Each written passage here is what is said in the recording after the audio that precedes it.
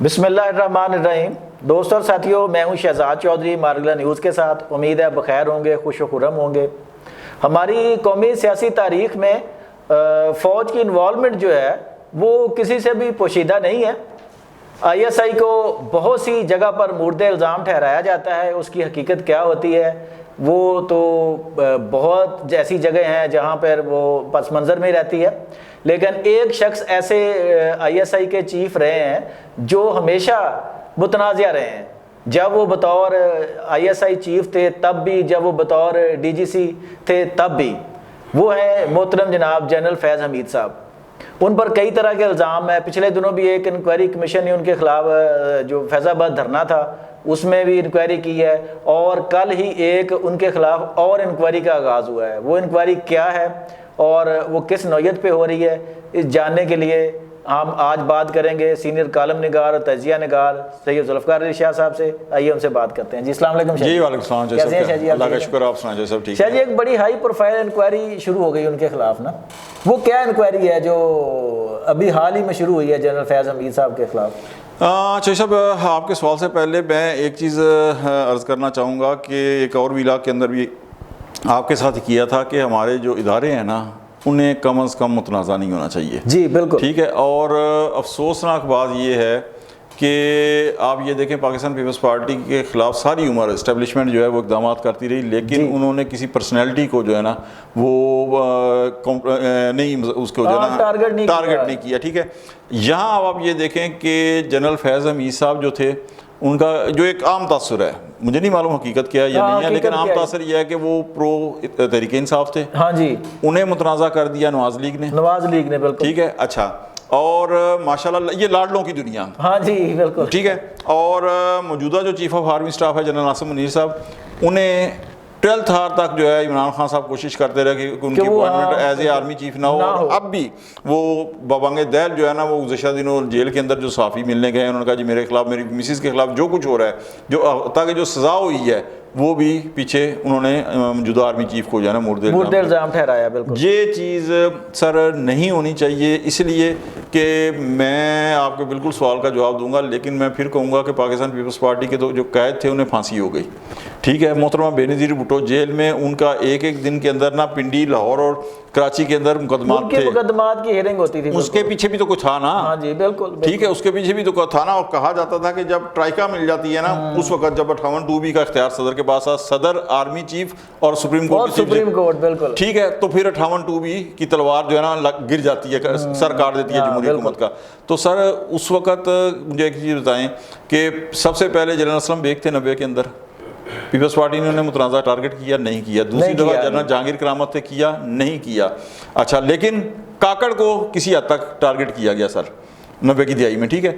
اور اب آپ دیکھ لیں کہ یہ ہے، اب آپ آ جائیں جنرل فیض حمید صاحب کے ساتھ، انہیں جو ایک انکوائری کمیشن تھا وہ کچھ خبریں یہ آ رہی ہیں کہ انہیں اس میں کلین چٹ مل گئی ہے، بری ذمہ ہو گئے ہیں، لیکن کچھ جو مسلم لیگی جو رہنما ہیں وہی بات وہ کہہ رہے ہیں جی نہیں، ہاں نہیں، وہ شاید خاقان عباسی صاحب نے بھی بیان دیا کہ نہیں جناب نہیں کلین چٹ نہیں ملی، وہ بالکل ہے۔ ٹھیک ہے۔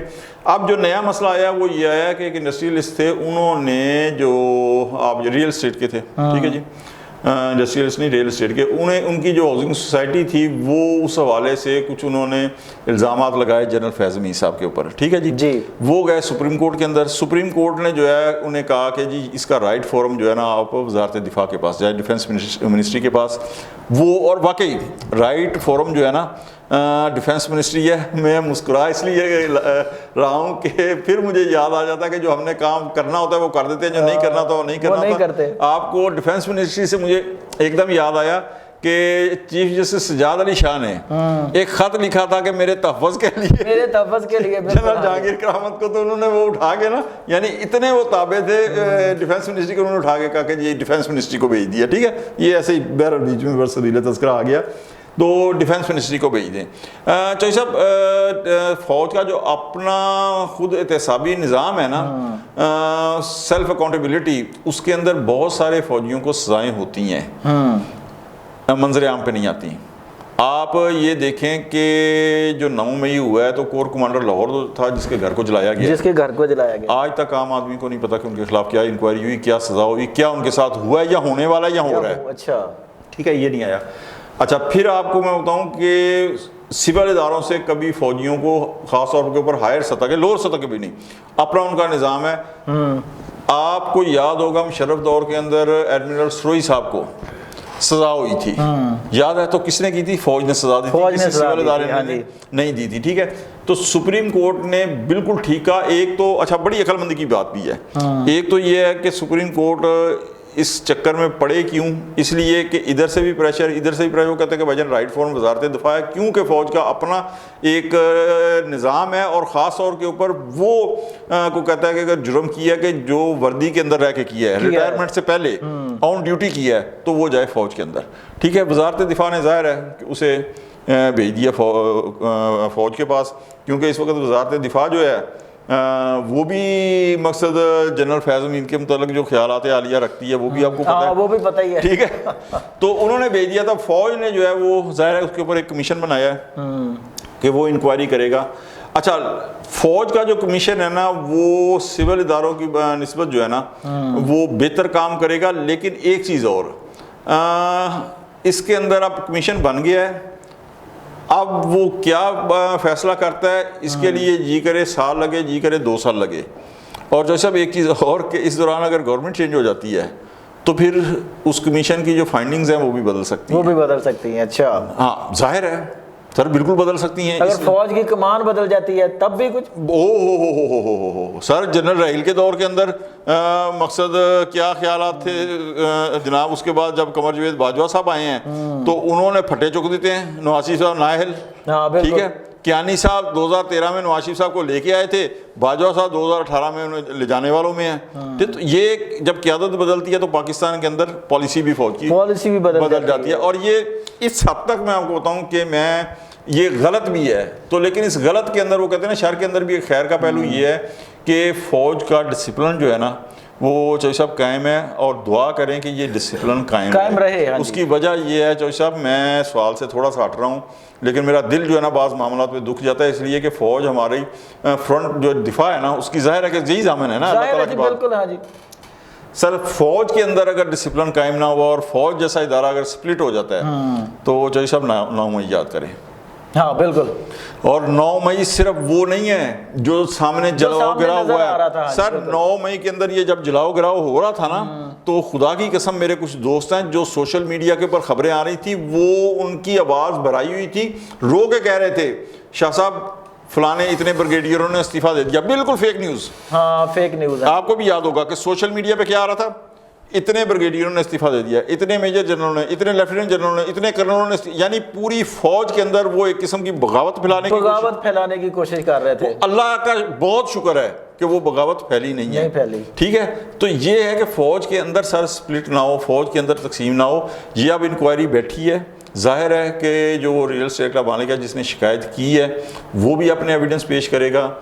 جنرل فیض حمید صاحب بھی کریں گے. بدقسمتی یہ ہے کہ جنرل فیض حمید صاحب جو ہے وہ آپ یہ سمجھیں کہ سیاست کے جو ہے نا وہ گرداب کے اندر پھنسے ہوئے ہیں. ٹھیک ہے، میں نہیں جانتا کہ وہ مقصد قصوروار ہیں یا نہیں ہیں، لیکن پرابلم یہ ہے کہ ان کے بارے میں جو تاثر قائم ہو چکا ہے وہ یہ ہے کہ پرو تحریک انصاف ہیں. اچھا شاہ جی سوری آپ کی قطع کلامی ہو رہی ہے، ایسے نہیں لگ رہا جیسے کہ ہر توپ کا رخ جو ہے اب فیض حمید کی طرف ہو گیا ہو کہ سارا نظام ہی وہ چلا رہے تھے، اب جو بات نکلتی ہے تو فیض حمید کے نام آ جاتا ہے؟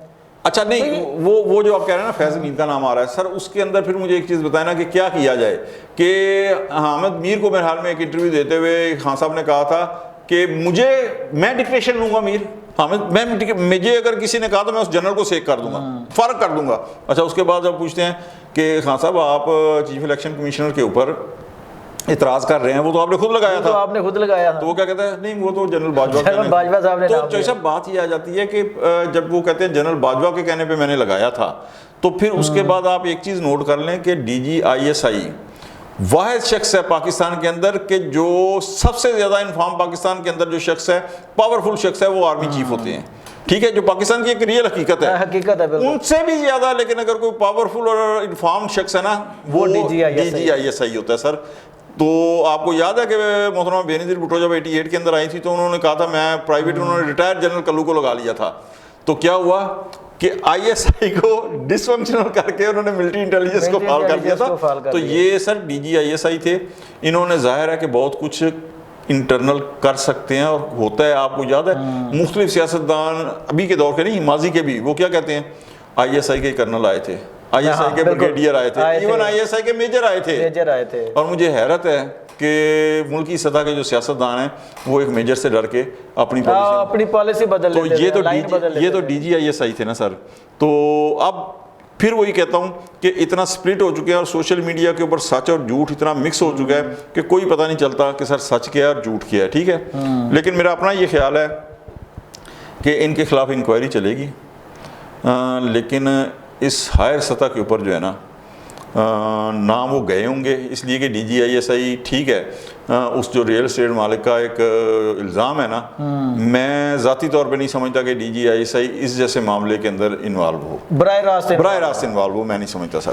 دوستوں اور ساتھیوں, آپ نے سید ذوالفقار علی شاہ صاحب کی آرا سنی کہ ایک بندہ جو D G I S I ہے, لیفٹیننٹ جنرل ہے, وہ 40 سال اس نے فوج کو ملک کو سرو کیا ہے.